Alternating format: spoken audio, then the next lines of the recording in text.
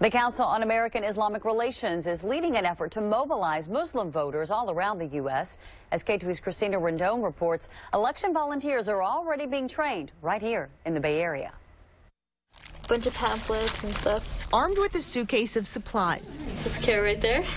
I just turned 19. This is my first year voting, and I'm still so excited about it. Zoha Raza is ready to register American Muslims to vote. They believe that, our voice isn't going to be heard, people are just against us, kind of. And this is to kind of show that, we're all together. She's getting trained with other volunteers at the Council for American-Islamic Relations in Santa Clara. This election is incredibly important, given that it is the presidential elections and that the stakes are high.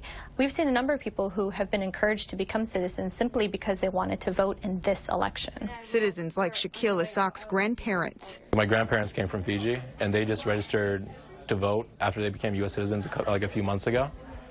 And so I want to kind of reach out to the older community because I know they're the ones who are the most hesitant. Although CAIR says some candidates have expressed anti-Muslim sentiments, voter engagement coordinators must stay neutral. We cannot tell people who to vote for. They'll be passing out brochures and flyers, hoping to get as many Muslims as possible to fulfill their civic duty. We're publishing a voter guide in order to show how their elected officials have voted in the past on issues of importance to the Muslim community. And Raza says she's starting at home.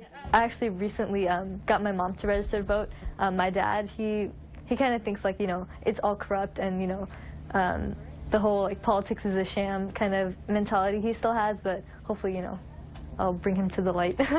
Election volunteers will be hitting the streets tomorrow at various locations around the Bay Area, and more election training is scheduled in the coming weeks. In our newsroom, Christina Rendon, KTVU, Fox 2 News.